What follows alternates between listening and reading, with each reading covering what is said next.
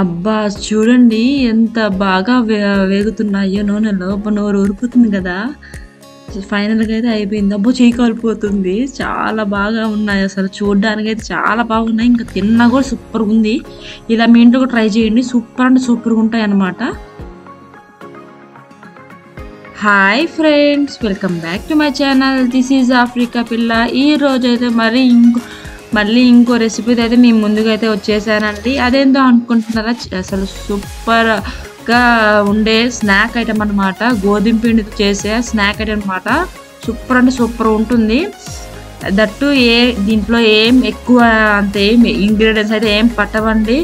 Just ఉల్లగడ్డతో గోధుమ పిండి అయితే మెయిన్ ఇంగ్రీడియంట్ అనమాట. ఫస్ట్ నేను ఒక గ్లాస్ అయితే గోధుమ పిండి అయితే తీసుకున్నాను. దాంట్లో కొంచెం సాల్ట్ అయితే తీసుకున్నాను. దాని తర్వాత వాముని బాగా నలిపి చేతులతో నలిపితే మనకి ఫ్లేవర్ అనేది బయటకు వస్తుంది కాబట్టి నేను అలా నలిపేసి వేస్తున్నానండి. అలా వేయడం వల్ల మనకి స్నాక్ ఐటమ్ అనేది ఇంకా ఫ్లేవరబుల్గా ఉంటుందన్నమాట. తినడానికి ఆ వామ్ ఫ్లేవర్ వస్తూ ఉంటుంది.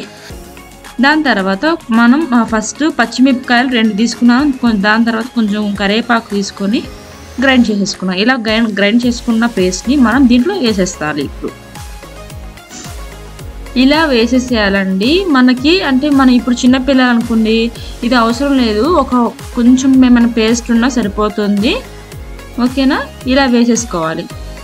దాని తర్వాత నేను నెయ్యి వేడి చేసి కరిగించి చల్లార్చిన నెయ్యి అయితే నేను యాడ్ చేస్తున్నానండి. మీ దగ్గర వెన్న ఉన్న కూడా వేసుకోవచ్చు, లేకపోతే వేడి నూనె అయినా వేసుకోవచ్చు. నేనైతే నెయ్యి అయితే తీసుకుంటున్నాను.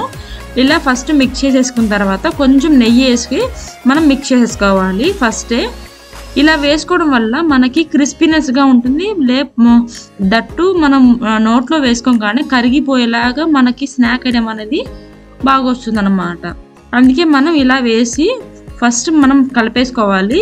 నీళ్లు వేసే ముందు ఇలా చేయాలండి. నీళ్లు వేసిన తర్వాత ఫస్ట్ ఇలా కలపకూడదు అనమాట.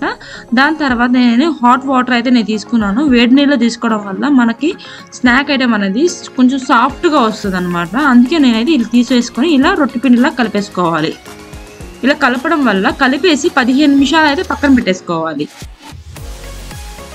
దాని తర్వాత ఒక బౌల్ అయితే తీసుకోవాలి. ఉడకబెట్టించిన బంగాళదుంపలు అయితే తీసేసుకోవాలండి. ఫస్ట్ మనం తొక్క తీసేసి ఉడకబెట్టేసుకున్నాము.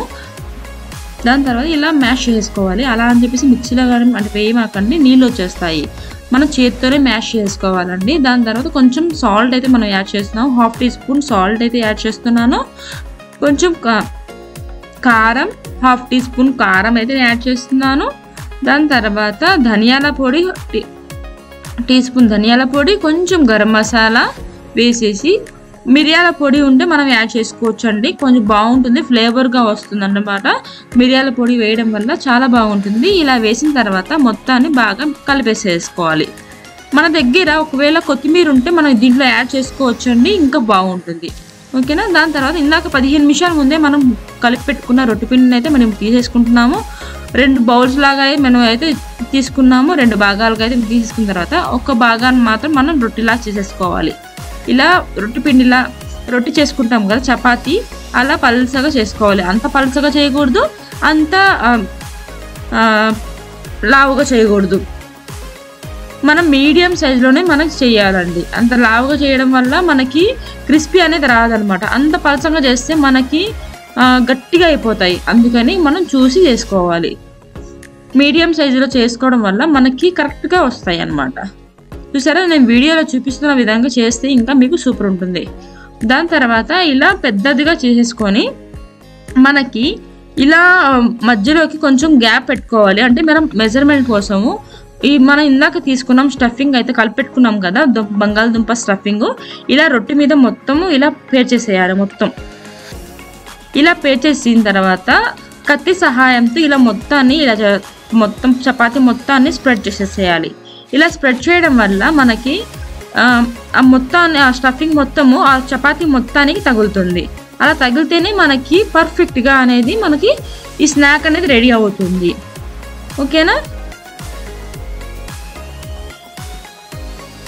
మనం ఈ స్టఫింగ్ యాడ్ చేసేటప్పుడు ఎలాంటి ఆయిల్ అయితే మనం వేయకూడదండి. అలా వేయడం వల్ల మనకి స్టఫింగ్ అనేది దానికి అంటుకోదన్నమాట.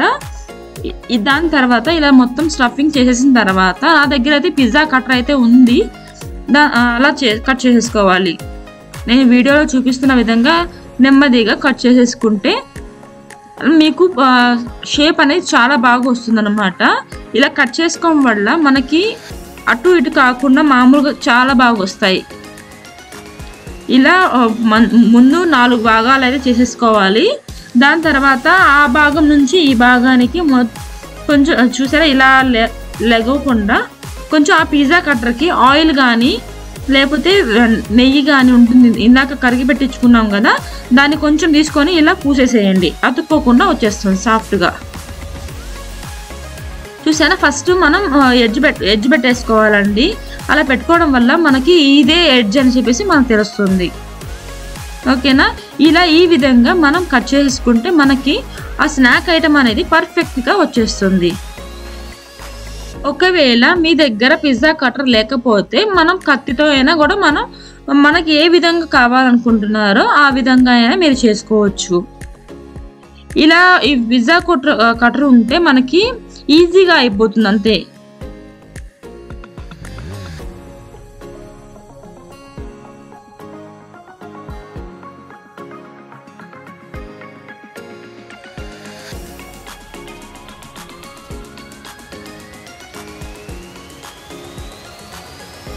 ఫైనల్గా అయితే నేను అన్నీ అయితే కట్ చేసేసానండి. ఇలా కట్ చేసిన తర్వాత ఇవన్నీ ఇప్పుడు పక్కకి జాయింట్ వైజ్గా తీసేసుకోవాలి. ఇలా బిట్టుగా తీసేసుకోవడం వల్ల మనకి మనం తీసుకున్న స్టఫింగ్ అనేది ఒకదానికి ఒకటి అతుక్కోకుండా మనకి చాలా ఈజీగా మనం చేసేసుకోవచ్చు అనమాట. ఇలా ఫస్ట్ ముందుగానే ఇలా మొత్తం సపరేట్ చేసేసుకోవడం వల్ల ఈజీగా అయిపోతుంది, తొందరగా అయిపోతుంది మనం చేసే స్నాక్ ఐటమ్. ఓకేనా,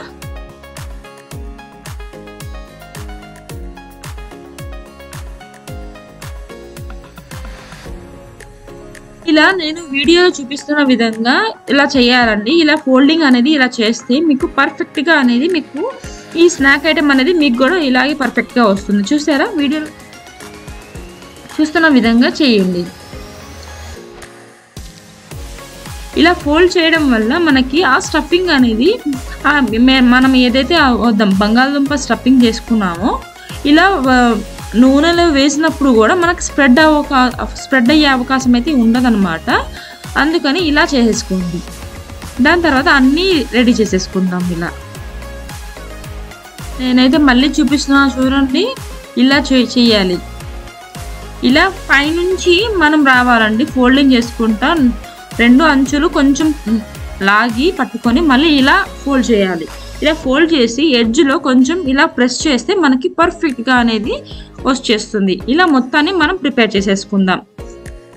దాని తర్వాత నేనైతే ఆల్రెడీ ఆయిల్ని హీట్ అయితే చేసేసుకున్నానండి. దాని తర్వాత మనం ఫస్ట్ ఒకేసారి అన్ని వదలకూడదు. ఫస్ట్ మనం ఇలా గరిటె తీసుకొని దాంట్లో కొన్ని పెట్టేసుకోవాలి. కొన్ని వేసేసుకున్న తర్వాత కొంచెం సేపు 1 మినిట్ అనేది ఆయిల్లో అలా పెట్టాలి.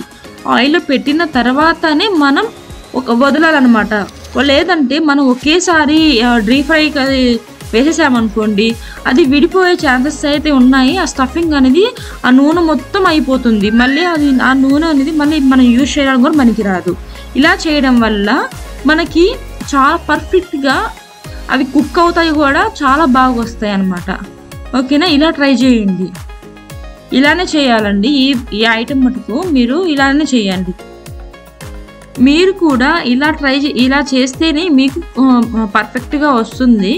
లేకపోతే మనం ఏదైతే స్టఫ్ చేసామో అది మొత్తము స్ప్రెడ్ అయ్యే ఛాన్సెస్ అయితే ఉన్నాయండి. అప్పుడు మనకి ఆయిల్ మొత్తం అయిపోయి ఒకదాని ఒకటి అతుక్కుపోతూ ఉంటుంది. అంతగా ఆ స్టఫింగ్ మొత్తం కాలిపోయేది జరుగుతుంది. ఇలా 50% మాత్రమే మనం హై ఫ్లేమ్లో మనం కాల్చుకోవాలండి. చూసారా, ఇలా దాని తర్వాత బయటికి తీసేసేయాలి. బయటికి తీసేసి 10 నిమిషాల తర్వాతనే మనం ఆయిల్లో వేయాలి. ఒకేసారి అయితే డీప్ ఫ్రై అయితే మనం చేయకూడదండి. అలా చేయడం వల్ల మనకి స్నాక్స్ అనేది ఎప్పుడు కూడా మనకి మెత్తగా వస్తాయి. మనం డీప్ ఫ్రై కోసం 50% బయటికి తీసేసి దాని తర్వాత 10 నిమిషాల తర్వాత మళ్ళీ వేస్తే మనకి క్రిస్పీనెస్ అనేది వస్తుందన్నమాట. నేనైతే ఇలా వేసాను. మీరు కూడా ఇలాగే వేయండి. మీకు కూడా పర్ఫెక్ట్గా అనేది ఈ స్నాక్ అనేది రెడీ అవుతుంది. అంటే చాలా రుచిగా ఉంటుందండి. వేడి వేడిగా టీలో ఈ స్నాక్ ఐటెం కానీ అసలు డిప్ చేసుకొని తింటే, లేకపోతే తిన్న తర్వాత టీ తాగితే సూపర్ అంటే సూపర్ ఉంటుంది. పిల్లలకు కూడా నచ్చుతుంది, పెద్దవాళ్ళకు కూడా నచ్చుతుంది. మళ్ళీ ఒకటి తింటే అందరికీ ఇంకా 4 కావాలి, ఇంకా కావాలి అనిపిస్తుంది. అంత బాగుంటుంది అనమాట ఈ స్నాక్ ఐటము. మీరు కూడా మీ ఇంట్లో ట్రై చేయండి, తప్పకుండా మీకు నచ్చుతుంది అనమాట. ఓకేనా? చూడండి ఎంత బాగా వచ్చేసాయి. కలర్ కూడా ఇందాకైతే 50% మనం కాల్చినప్పుడు ఇంత కలర్ కూడా రాలేదు, ఇంత పర్ఫెక్ట్ కూడా రాలేదు. ఇప్పుడు ఫైనల్గా అయితే ఇప్పుడు చూసారా, ఇలా రావాలన్నమాట. ఇలా వస్తేనే మనకి పర్ఫెక్ట్గా రెడీ అయిపోయినట్టు. వేగినప్పుడే నాకు అయితే నోట్లో నుంచి ఇలా అలా వచ్చేస్తుంది. తినేద్దాం అని చెప్పేసి ప్లేట్లో వేయంగానే ఒక్క ముక్క తీసేసుకున్నానండి. తీయంగానే నోరు కాలిపోయింది. అసలు చూడండి, నోరు ఊరిపోతుంది కదా వాటిని చూస్తుంటే. ఎప్పుడెప్పుడు తినాలనిపిస్తుంది నాకైతే. అసలు చాలా బాగున్నాయండి. మీరు కూడా మీ ఇంట్లో ట్రై చేయండి. సూపర్ అంటే సూపర్ ఉంటాయి. నేనైతే మొత్తం అయితే పర్ఫెక్ట్గా అయితే నేను రెడీ చేసేసానండి. ఇలా నూనె మొత్తం నుంచి బయటికి కూడా తీసేసాను. చూసారా? మీకు కూడా ఈ వీడియో నచ్చినట్లయితే లైక్ చేసి, షేర్ చేసి, సబ్స్క్రైబ్ చేసుకోండి ప్లీజ్. Bye bye.